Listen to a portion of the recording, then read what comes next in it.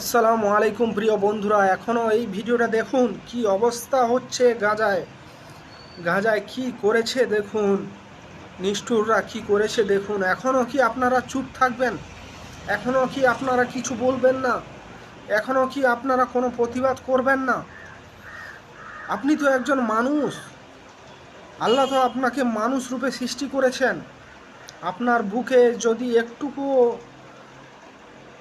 একটুকু আল্লাহর ভয় থাকে তাহলে আপনি প্রতিবাদী হয়ে উঠুন। আপনি মানুষের জন্য প্রতিবাদ করুন। কি অবস্থা করেছে দেখুন এই গাজার, দেখুন আপনারা স্বচক্ষে। আজ মানুষ সেখানে খেতে পাচ্ছে না, মানুষের ঘর বাড়ি সব ধ্বংস করে দেওয়া হয়েছে। দেখুন আপনারা, দেখুন কি অবস্থা দেখুন।